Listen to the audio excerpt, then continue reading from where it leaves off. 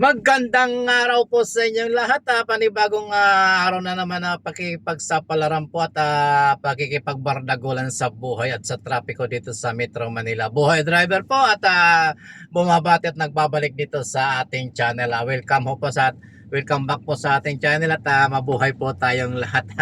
Ayan, good vibes lang po tayo sa umpisa ng ating pagtatrabaho. Dito tayo ngayon sa ating pick up point kung saan naantay natin yung ating kasama sa trabaho at mamaya pa po siguro siya darating at antay-antay lang, tsaga-tsaga, sabi nga ika nga kapag may tsaga may nilaga kung may lalagain.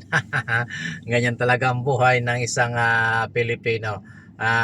Kailangan magtrabaho kahit para sa kinabukasan o para sa ating pamilya or mahal sa buhay. Ayan, tuloy-tuloy lang po tayo sa ating ginagawa sa araw-araw.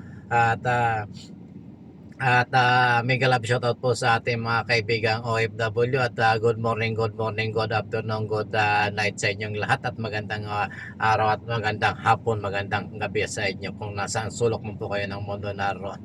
Ayan, buhay driver po, nandito tayo ngayon sa Las Piñas City. Ayan, malapit sa bahay ng aking mga kapatid. Shoutout po sa aking tatlong kapatid dito sa Las Piñas. Gising na po kayo at mag-exercise. Lakad-lakad po dyan sa inyong mga village. Ayan, sa aking kuya at mga ate. Ayan, gising-gising na at lakad-lakad pag may time para sa kalusugan. Ayan, ingat po ingatan po natin yung ating kalusugan para sa magandang buhay.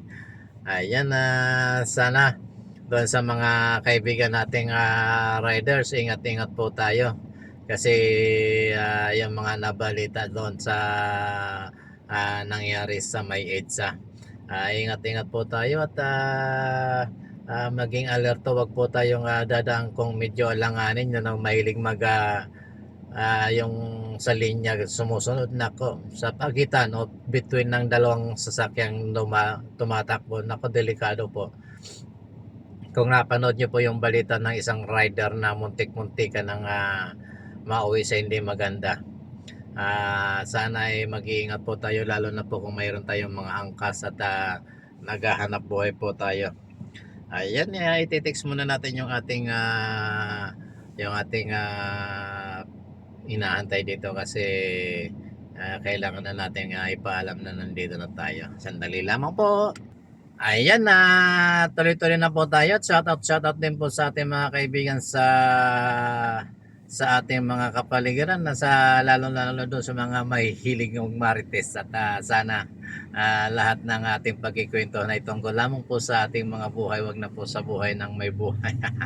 Ayan, sa mga katrabaho natin, mega love shoutout po sa inyong lahat at ingat-ingat po tayo. At sa mga kaibigan po nating tulit, sa ingat po. Alam nyo na, mahirap ng buhay. Lagi nating habaan yung ating pasensya sa kalsada. Ayan, medyo maliwanag na sa labas at kung makikita nyo guys, ayan, maliwanag na. Siyempre ang oras sa time check po natin is alas 5:30 na ng umaga. At good morning pa rin po doon sa lahat ng nakaranas po kahapon ng lindol. Sa Metro Manila daw po intensity number 5. Ayan, medyo naramdaman po natin yung kahapon kasi nasa Caloocan tayo kung saan meron tayong binibisitang client doon sa isang barangay sa Caloocan.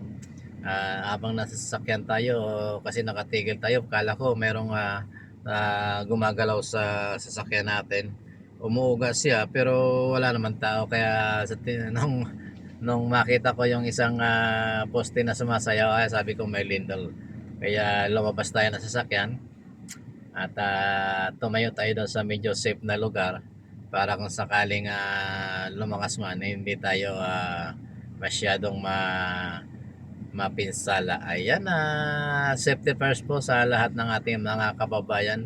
At kapag may natural calamity, ingatan po natin ang ating mga sarili. Wag po tayo magpapanik, calm down, at pwesto po tayo doon sa mga safety na lugar. Lalo na po pag nasa building po tayo, iwasan po natin yung magtago sa ilalim ng lamisa na may nakapatong na flammable. Kasi delikado rin po yun. Nakatago ka nga, hindi nga nabagsakan, tapos nasunog naman yung flammable, di ingat-ingat po tayo. Pag nasa kusina po tayo, huwag po tayo magtago doon sa malapit sa kalan. Ako, delikado po yan kapag lumakas at nagkaroon ng problema, diba? Delikado po yung may malapit tayo sa flammable. Kung maaari po, iwasan po, punta po tayo sa pinaka-safe na lugar sa ating kabahayan o sa ating building. Ayan, huwag po tayong matataranta kasi ang panicking ay hindi nakakatulong, kundi yan ay nagbibigay ng problema, panibagong problema. Ayan, ingat-ingat po tayo sa lahat ng ating mga kaibigan at mga subscriber. Ingat-ingat po tayo sa lahat ng oras. At yung mga kaibigan po natin yan sa India, ayan, ingat-ingat po tayo at medyo may paparating na hindi magandang natural calamity. Ayan, ingat po tayo dyan sa mga subscriber at kaibigan po natin, mga silent viewers po natin dyan sa India. Ayan, shoutout po sa inyong lahat. At ingat po tayong lahat sa mga kaibigan natin. Assalamualaikum sa mga kaibigan nating Muslim dyan sa India at sa Pakistan. Assalamualaikum po sa inyong lahat. Ayan, maraming salamat po sa inyong lahat at sa lahat po ng ating mga kaibigan. Ulit po, paalala po sa ating mga driver at pakiusap naman po doon sa mga riders natin na ingatan po natin yung nag-iisa nating buhay. Kasi kung napakinggan nyo po yung nangyari doon sa sa EDSA, dalawang aksidente po yung nangyari doon. Yung isa na pinakita naman po sa balita, yung isang rider, yung mayroon siyang pasahero na muntik-muntikan ng mauwi sa hindi maganda. Yan, kaya ingat-ingat po wag po tayo masyadong didikit o be alert po sa pagmamaneho. At kung maaari, iwasan po natin yung mga area na hindi dapat dinadaanan ng motor. Doon lang po tayo sa mga kung saan naka-assign dapat yung motor. Kasi kagaya po halimbawa dito sa may Daang Hari, yung lane po dyan ay tatlo. Halos minsan wala kang malusutan kasi yung pass lane, tapos inner lane, na may mga dumadaang motor, tapos yung outer lane naman may motor pa rin. Minsan nagkakasabay-sabay kaya hindi mo malaman kung saan ka dadaanin. Sinisinyasan mo na, iniilawan mo na yung nasa pass lane, ayaw pang umalis. Hindi mo naman pwedeng businahan ng businahan, baka magulat, maaksidente pa. Kaya paps, sa mga nagmumotor, wag na po nating okupahin yung medyo mabibilis na linya na dinadaanan ng mga four wheels. Baka mahagip po tayo, nako, napakahirap po. Kami po mga driver na mga four lanes ay natatakot po para sa inyo. Kasi alam nyo po, ako rider din po ako. Pag ganyan pa mga sistema, hindi po ako nadaan sa mga kung saan mayroong mga dumadaang malalaking sasakyan or mga four wheels. Kasi pag once na nahagip po tayo ng sasakyan, sigurado po may paglalagyan tayo. Pag hindi tayo na hospital, alam nyo na kung saan tayo mapupunta. Kaya ang hirap po, pag lalo na pag ang takbo mo may minsan sa mga ganyang mga malalaking kalsada or mga highway, mabibilis ang takbuhan ng mga sasakyan, lalo na yung motor. May tumatakbo rin dyan ng 80. Ay yung pag 80 ang takbo ng motor at ikaw nakipagsabayan doon sa mga trucks at saka mga four wheels, pag nasagi ka po, kaunting sagi lang, sigurado po gulong ang pahinga mo dyan. Kaya ingat-ingat po tayo. Huwag po tayo makipagsabayan. Kung maaari po, doon po tayo sa outer lane or yung nakadesignate po na nakadesignate po na motorcycle lane. Sumunod po tayo sa binigay sa atin ng pamahalaan. Kasi ang hirap po, nakakaawa naman po. Pare-pareho po tayong driver at pare-pareho tayong rider. Kung gusto mo patakbo ng mabilis, doon po tayo sa dapat na kalagyan natin. Saka ingat-ingat din po.